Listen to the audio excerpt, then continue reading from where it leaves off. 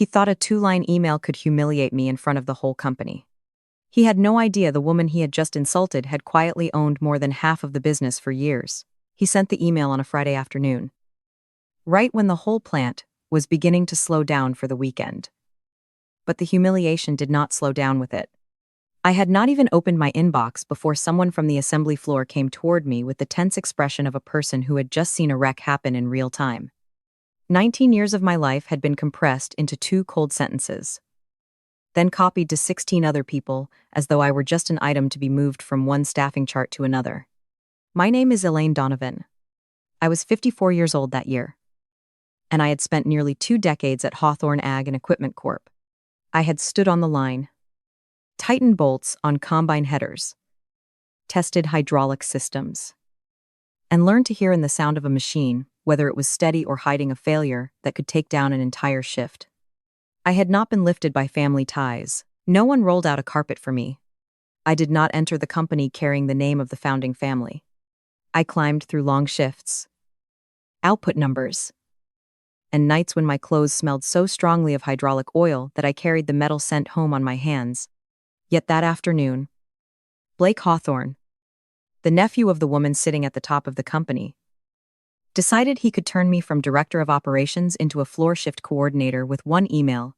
The message said my role was being restructured to reflect a commitment to forward-thinking leadership rather than legacy habits. I read that sentence in the parking lot beside my truck, with the October wind cutting across the asphalt and something heavy dropping inside my chest. I did not answer. I read it one more time, put my phone away, and drove home. Not because I had nothing to say, because I knew exactly when speaking would matter. My salary was being pulled down from $210,000 to $136,000, which meant more than a third of my income had vanished in a single click. The way he did it made me feel not only insulted, but handled like a piece of office furniture that could be pushed from one room to another. Blake was 27, held an MBA from Vanderbilt, had spent less than a year at a startup consulting firm in Nashville, and had returned to Hawthorne Ag with a title that sounded impressive, Chief Transformation Officer.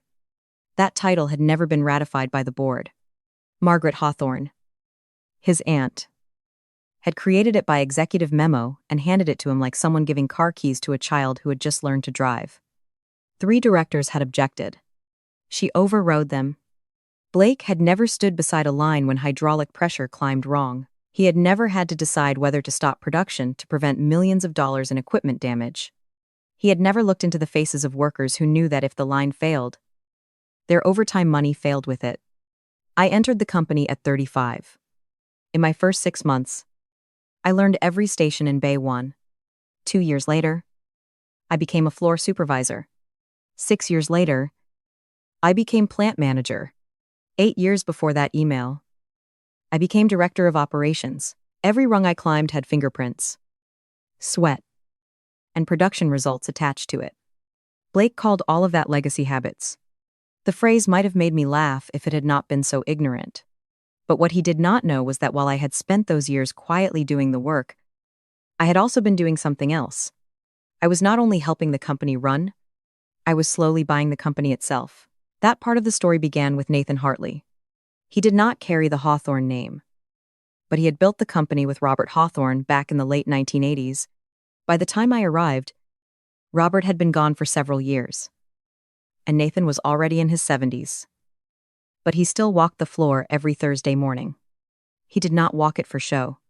He stopped at each station, stood still long enough to see what people were actually doing, then asked one question. Only one, but always the right one. In my second year, he stopped at my station. I had just changed the assembly sequence on a hydraulic unit to reduce defects. I did not think someone at his level would notice. But Nathan stood there, watched, and asked why I had moved the pressure check earlier in the process. I explained. He did not praise me immediately. He reached into his jacket, took out a silver pen, handed it to me, and said paper without equity was just paper. My name was engraved on the side with a short line, "Own what you build." Elaine. I kept that pen like a quiet command. Nathan died 4 years later. But that sentence never left me. From the next quarter on, I began putting every bonus into the employee's stock purchase plan. Hawthorne Ag let employees buy shares at a discount if they reinvested their bonuses. Most people took cash, bought vehicles, fixed houses, or took their families on vacations. I never judged them. Everyone carries a different burden. But I chose stock. Quarter after quarter. Year after year. If you have ever had your work dismissed by someone who never paid the price to understand it, comment number 1. So, I know you understand that feeling. I was not buying out of greed. I was buying because, for the first time in my life, someone had told me my labor should leave a mark on ownership records. Not only on timesheets. After the employee stock plan came the quieter private purchases. Over the years, 4 senior executives retired while holding blocks of company shares they wanted to liquidate. The first was Martin Calloway, Vice President of Procurement, who wanted cash for a place in Montana. I bought his block at market value through my attorney. No pressure. No discount. No hidden angle. 3 years later, Victor Eldon, the quality director, was in a similar position. I bought his shares too. Then came Grant Whitmore, the outgoing chief financial officer. He wanted a clean break. No waiting on the board. No dealing with the Hawthorne family's shifting moods. I gave him that. The year before Blake sent the email, Colin Beaumont, a longtime plant manager, announced his retirement. Within 48 hours, I had an offer to him through the proper legal channel. Every transaction was documented. Every transfer was filed. Every ownership threshold was reported on schedule to the SEC under the Donovan Holdings Trust. 5%. Then 10%. Then 25%. Then majority control. All of it sat in the Edgar database, where anyone with responsibility could have found it if they had bothered to look. But that is the strange thing about power inside family companies. People born near it often assume they understand it, while people who work their way toward it are treated like old furniture. I did not hide by lying. I simply did not announce myself to people too arrogant to read public filings. Those are very different things. I knew I was walking a long, slow, legal road. Every time I signed another purchase document, I thought about Nathan's pen. The pen did not make me wealthy. It made sure I did not forget that ownership sometimes begins with one small decision, refusing to spend every reward for your exhaustion. The person who kept everything clean was Henry Bennett, my college friend from Purdue, and later a securities attorney. Henry was not the kind of lawyer who talked loudly to prove he was smart. He spoke slowly, wrote precisely, and always built at least 2 layers of protection into anything he drafted. He was the one who created the Donovan Holdings Trust for me in my second year at Hawthorne Ag, right after Nathan handed me the silver pen. Back then, I was only a young supervisor who had caught the attention of a founder, with nothing but bonuses, discipline, and a stubborn belief that I did not want to spend my life standing near power without ever touching it. Henry tracked every share purchase, every threshold crossing, every form filed with the SEC. He once told me that documents were not meant to sit in drawers, they were meant to become walls. 17 years later, those papers became exactly that. The last time anyone at Hawthorne Ag reviewed the full ownership record was in 2020. And by then I had already passed 45%. Henry was also the person who showed me Article 7 of the corporate charter, a provision designed for the situation where a controlling shareholder's title, duties, or compensation were changed unilaterally by a corporate officer without written consent. We talked about it at the Route 51 diner, in an old corner booth, over 2 cups of black coffee. Henry called it my insurance policy and said he hoped I would never need to use it. Life does not care what we hope. And if this story is hitting something real for you, like this video. Because many people need to hear that silence is not always weakness. Sometimes it is preparation. On the day Blake sent that email, I owned 51% of Hawthorne Ag and Equipment Corp. At the company's current valuation, my position was worth about $346 million. Just over half of a company valued at $680 million. I know that number sounds absurd for a woman who still made her own black coffee. still replaced her own back gate hinges, and still drove an old vehicle to work every day. But ownership does not have to look glamorous. It only has to be legal. Passion. And accumulated long enough. Blake, with a title the board had never ratified, had cut my salary by more than a third, demoted me, copied 16 people, and called nearly 2 decades of my work legacy habits. He had not only insulted me, he had accidentally triggered the exact provision Henry had warned me about. I sat in my truck in the parking lot for about 3 minutes and looked at the photograph of my husband, Graham, clipped to the sun visor. In the picture, he was laughing at our daughter Faith's middle school graduation, squinting into the sunlight. Graham had died 5 years earlier in a car accident on Route 51. Only a few miles from the diner where Henry and I used to meet. He had been a physical therapist at the county hospital, the kind of person who remembered every patient's name and every fear they carried.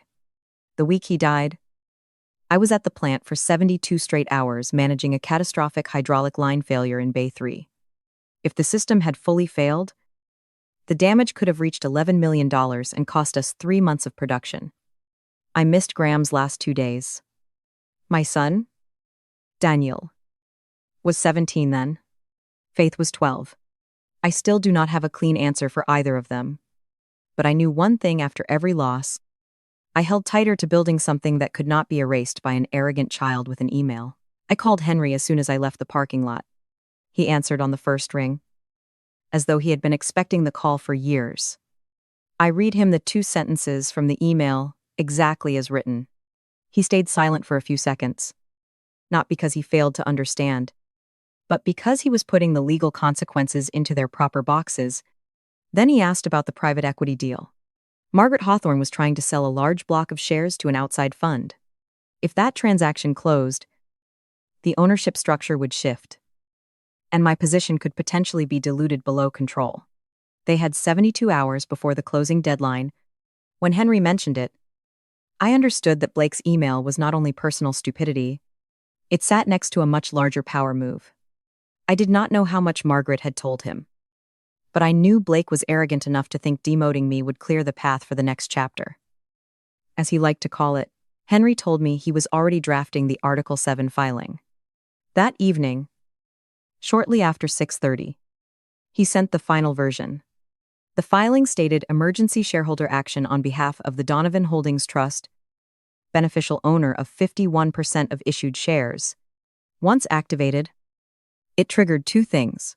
At the same time, a mandatory board session within 36 hours and an automatic hold on any major equity transfer until the matter was resolved.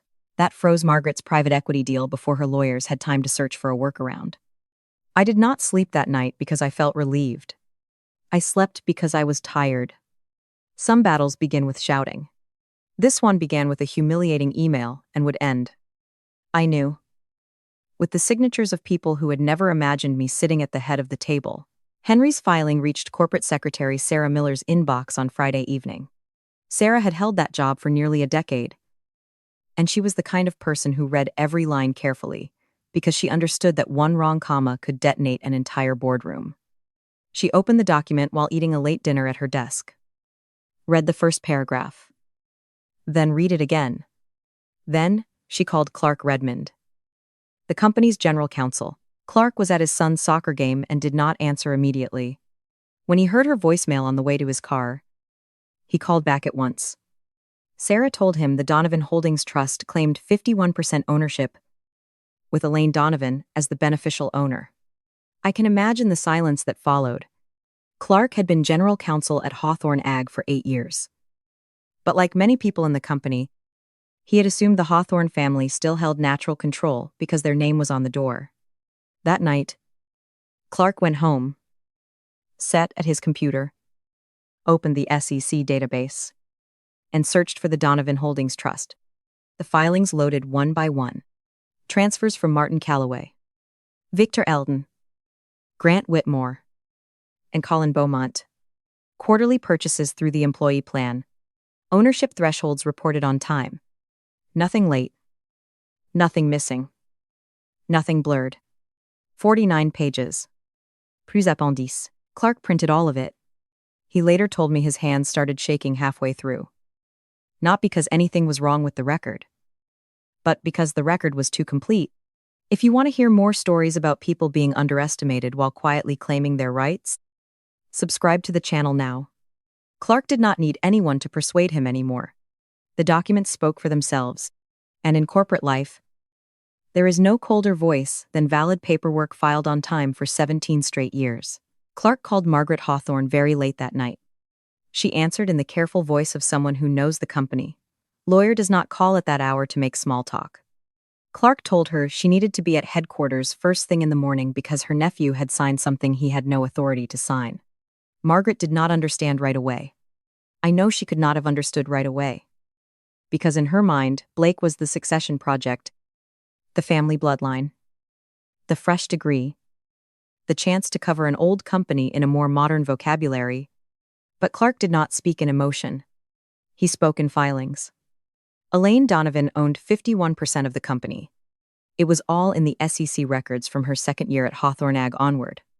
Blake had demoted the controlling shareholder without board approval, without legal review, and without written consent from the majority owner. Then, Clark added the worst part: Blake's title had never been ratified by the board, which meant his authority to restructure anyone had been invalid from the start. Even without considering my ownership, Margaret stayed silent for a long time. I did not hear that call. But Henry later told me from the legal notes. She asked whether Blake knew. Clark said he did not. She told him not to tell Blake and said she would handle it. But Margaret did not handle anything, because while she sat in her bedroom, probably understanding for the first time that her affection for her nephew had become a risk worth hundreds of millions of dollars, Blake was on LinkedIn. He posted that sometimes transformation meant making the hard calls, that he had cleared the way for the next chapter, and that the future of Hawthorne Ag started now. He tagged the company account. He used the word legacy as an insult. By morning, a screenshot of that post was sitting in Henry's filing appendix. The next morning, I woke at 5:30, made black coffee, and let Rex out into the yard. Rex was a 9-year-old yellow lab who moved more slowly than he used to, but still looked at me with the calm expression of a creature who believed the world had not changed. From my back porch, I could see 2 grain silos on the horizon. They had stood there longer than my adult life. And on mornings like that, I sometimes wondered how many things in life only look solid until someone opens the right file. By nearly 7 o'clock, my phone was full of missed calls. Blake had called several times. Margaret's office had called. Clark had called. Sarah had called. A few numbers I did not recognize had called too. I returned no call except Henry's. He said the board was locked in. All 8 directors had confirmed the Thursday morning session. Clark had sent formal notice, with the Article 7 filing attached to every director. The 3 directors who had objected to Blake's title from the beginning called Clark before he even reached them. They were not only willing to vote with me, they had been waiting for a way out of this situation for months. As for the private equity deal, Margaret's lawyers had called Henry's office looking for a workaround. There was none. The hold was clean. The outside fund understood that the transaction had become trapped in a risk they could not explain to their investment committee. I stood by the kitchen window and watched Rex curl up near the back door. I did not feel triumphant. Triumph is the emotion of someone who wants to win quickly. I had been moving slowly for almost 20 years. What I felt was heavy and deep calm. I told Henry I would be there at 9:45. He said he would be there at 9:30 and wanted to be seated when they walked in. Then he added one more thing: wear your best suit. On the Wednesday before the meeting, I did exactly 3 things. First, I drove to the hardware store on Route 9 and bought a new hinge for the back gate that had been sticking since August. It had nothing to do with the board, ownership, charter provisions, or a private equity transaction. But it made me feel as though I still controlled the small things in my life. I went home and replaced the hinge in a little over half an hour. Rex sat in the grass and watched me as though I were performing surgery on a complicated machine. Then I drove to the Route 51 diner, the place with old vinyl booths and a waitress who had worked there longer than I had been at Hawthorne Ag. I ordered black coffee and a turkey sandwich, sat by the window, and ate slowly. There were a few people from the co-op across the road and a table of farmers from Macon County. No one knew who I was. No one knew that a few miles away, a company worth hundreds of millions of dollars was preparing to learn that the woman they had just humiliated was the controlling shareholder. My phone buzzed constantly. I turned it face down on the table. Blake called again. Margaret's office called again. Sarah called too. I did not answer. By mid-afternoon, Henry had given me the final update I needed. The filings were complete. The board was confirmed. The equity deal was frozen. And no obvious loophole existed. Everything else could wait. That evening, I went home, fed Rex, cooked a simple dinner, and sat in the kitchen looking at Graham's photograph on the refrigerator. It was from Daniel's 8th grade graduation. Graham was laughing with one hand on our son's shoulder, squinting into the afternoon sun. Daniel has his eyes. Faith has his way of going quiet when she has figured something out before everyone else. I thought about the fact that I had never told Graham my full ownership position. Not because I did not trust him. Maybe because I was afraid saying it aloud would make the dream easier to break. I went to bed at 9:45 and slept. That surprised me more than anything else. I had lost sleep over production reports. Over lines that were running out of rhythm. Over a sentence my daughter once asked when she was small about why I had not been there for the last 2 days of her father's life. But on the night before a meeting that could change the entire company, I slept deeply. Maybe that was because the most important work had already been done years earlier. On Thursday, October 17th, I woke at 5:30. I put on the charcoal suit Graham had once picked for me at a department store in Springfield. He had pulled it off the rack, held it up against me, and said it made me look like someone who did not need permission to enter any room. Since he died, I had worn it only twice. That day was the third time. I tied a navy blue tie in a simple knot and wore no jewelry except an old watch. Before leaving, I opened a drawer and took out Nathan's silver pen. I held it for a moment. The engraving had softened slightly with time, but I could still read it. Own what you build. Eline.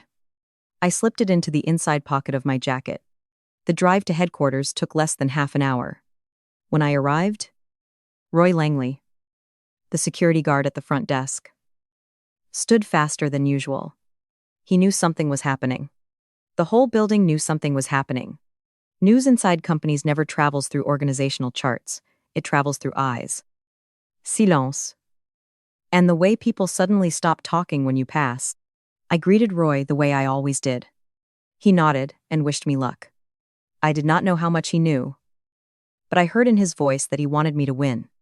That mattered more than I expected. The boardroom was on the top floor, behind thick glass doors, with a long wooden table that always made the person at the far end look farther away than they really were. Henry was already seated when I walked in, exactly as he had promised. In front of him sat a thick file marked with colored tabs, and beside it was a copy of the corporate charter. Clark Redmond stood near the screen, dark-eyed from lack of sleep, but fully alert. Sarah Miller sat against the wall with her laptop open, ready to take minutes. The directors arrived one by one. Some looked directly at me. Some avoided my eyes. Not necessarily because they opposed me, but because they were facing the fact that they had not known something they should have known. Margaret entered near the end. She wore a cream-colored suit, her hair neat, her face composed in the way only someone who has run a company for a long time can manage. Blake came in behind her with his MacBook, still wearing the confidence of someone who thought he had been called in to explain an administrative misunderstanding. He looked at me, then at my seat beside Henry, perhaps seeing for the first time that I did not look like an employee under discipline. When everyone was seated, Clark began. He did not open with pleasantries. He said the meeting had been convened under Article 7 of the Charter of Hawthorne Ag and Equipment Corp. Regarding unilateral action affecting the title, duties, and compensation of an employee holding a majority ownership stake. When the word majority landed in the room, Blake's eyes twitched. Margaret looked straight at Clark. I placed my hand on the folder in front of me and felt the small weight of Nathan's pen inside my jacket. In that moment, I understood that I had walked those halls for nearly 20 years as an employee. But in that room, the paperwork had finally caught up with the truth. Clark presented each point carefully, without unnecessary emotion and without losing force. The Donovan Holdings Trust was the beneficial owner of 51% of issued shares. The filings were public, timely, and continuous across 17 years. Purchases through the employee stock plan had been recorded quarterly. Transfers from Martin Calloway, Victor Eldon, Grant Whitmore, and Colin Beaumont all had contracts. Market value confirmations, effective dates, and reporting forms attached. There were no gaps, no shadow transactions, no path to calling it a misunderstanding. Blake moved his hand toward his MacBook, maybe hoping to find an argument he had never prepared. Margaret did not look at him. She said one word, "Don't." His hand stopped. Clark continued that, based on current valuation, my ownership position was worth about $346 million. More than half of a company valued at $680 million. Then he turned to Blake's title. Chief Transformation Officer had never been ratified by full board resolution. The position had been created by Margaret's executive memo. No vote had been taken.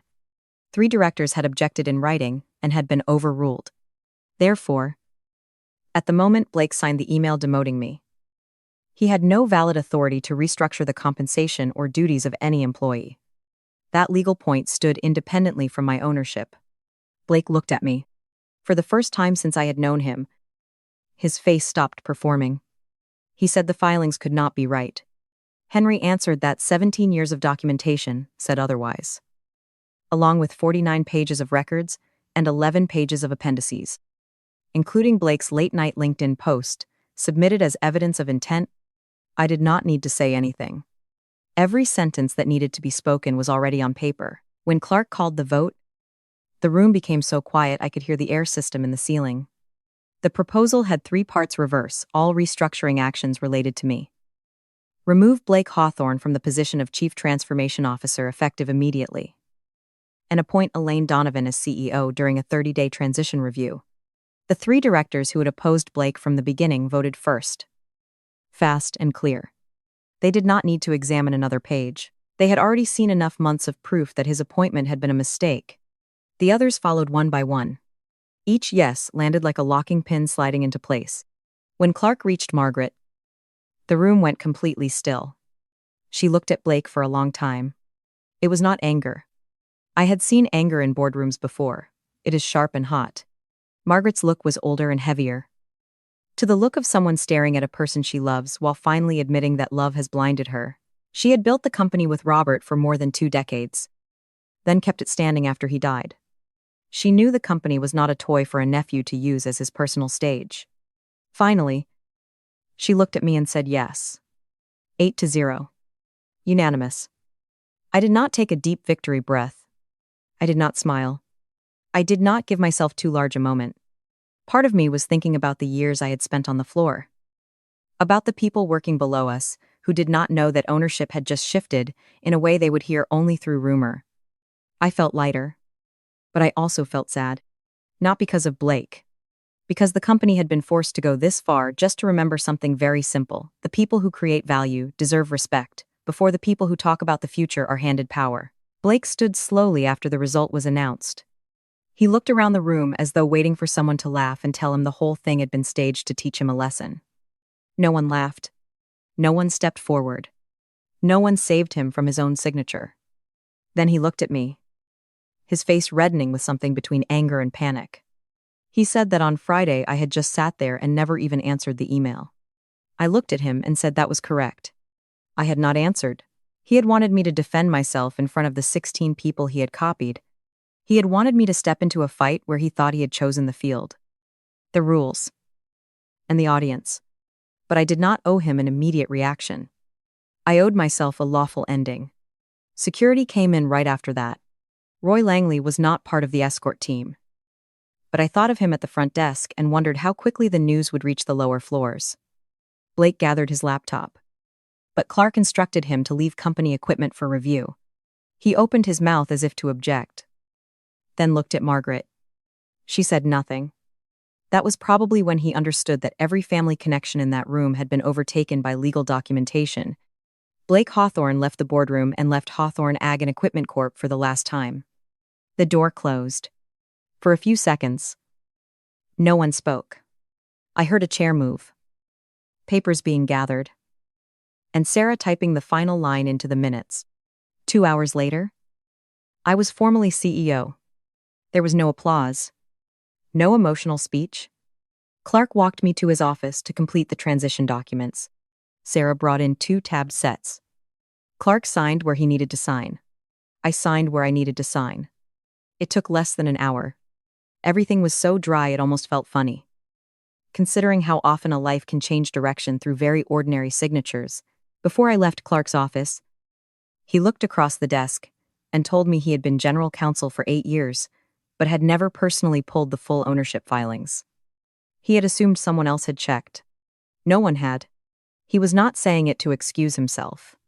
He said it like a man who needed to hear himself admit a professional failure. I told him I appreciated how he had run the session. That was true. Clark had kept it clean and fair when the situation could easily have turned chaotic. Within 45 days, the board approved a dividend distribution. My share came to $9.1 million. Within 60 days, Blake Hawthorne was named in a $22 million lawsuit for breach of fiduciary duty and tortious interference with company interests. When you hold an unratified officer title and use it to take unilateral action against the controlling shareholder while an equity transaction is pending that could dilute that shareholder's control, it is no longer a procedural mistake. It is a cause of action. Blake's LinkedIn post, the one he had used to congratulate himself near midnight, became Exhibit A. I did not feel happy reading the lawsuit file. Some people think victory means watching your opponent lose everything. I did not need that. I only needed the company set back on the proper foundation. I kept the corner office that had belonged to Margaret and then, briefly, to Blake. He had moved his things in within a week of receiving his memo-created title. I had his belongings boxed and sent to his apartment. The same afternoon, he left the boardroom. I placed Graham's photograph on the desk, the one from Faith's middle school graduation. He was laughing with one hand on our daughter's shoulder, squinting in the sunlight. I put Nathan's silver pen in the top drawer, where I could reach it without looking. Margaret resigned from the board 8 days after the vote. She submitted a letter that was only 1 paragraph long. I read it once and filed it. I did not need to read it again to search for regret. Some consequences are heavy enough on their own. Margaret had built the company with Robert for more than 2 decades, then kept it standing for years after he died. That deserved respect. I was not going to erase her contribution because the last chapter of her story had gone wrong, but she had allowed love for Blake to override judgment. She had let family blood replace governance. She had allowed a title with no legal foundation to sit in a chair that could threaten the entire company. The price she paid was not created by me. I simply did not prevent it from arriving. Daniel called me that Sunday the way he always did. I told him what had happened in a version that was true enough without being too heavy. He went quiet for a moment, then asked whether I really owned the company. I told him I would explain the whole thing at Thanksgiving. He laughed. The kind of laugh people use to cover something larger. Daniel was studying mechanical engineering at the University of Illinois. He understood machines, force, and the way a structure that appears still may be carrying enormous load inside. Faith texted me that night with 4 words. I knew it. Mom? I do not know exactly what she knew, but Faith is Graham's daughter, and she has his way of quietly fitting pieces together before adults realize what she has seen. Carol Reeves is still running Bay 1. Roy Langley is still at the security desk. The 2 grain silos are still visible from my back porch every morning. Some things do not change just because the nameplate on the door changes. The work is still the work. The floor is still the floor. The people are still the reason the building stands. The first thing I did as CEO was not change the slogan, launch a new transformation program, or hire consultants to rename the things people on the floor had understood for years. I went down to Bay 1. I stood beside the line and talked with Carol Reeves about shipping schedules, defect rates, pressure testing equipment, and the places where we were short on skilled hands. Some workers looked at me differently. I did not blame them.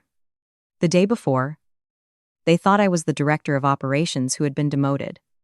The next day, they heard I was CEO and controlling shareholder. But I did not want them to lower their eyes more. I wanted them to tell the truth more. I told them the equipment had to ship right. The line had to run clean. And the people doing the real work would not be called obsolete legacy just because someone needed a good sentence for LinkedIn. Nathan understood that. Robert had understood it once. Margaret had understood it once too. Before fear of the company getting old turned into blind faith in a young man who spoke smoothly. Blake had never understood it at all. He thought the future was a presentation. I knew the future was a line that did not collapse when orders rose. A hydraulic unit that did not fail in a farmer's field. And a worker who went home feeling respected. I no longer need to look at the silver pen every day because I know the line by heart, but I still keep it in the top drawer. Not as a lucky charm.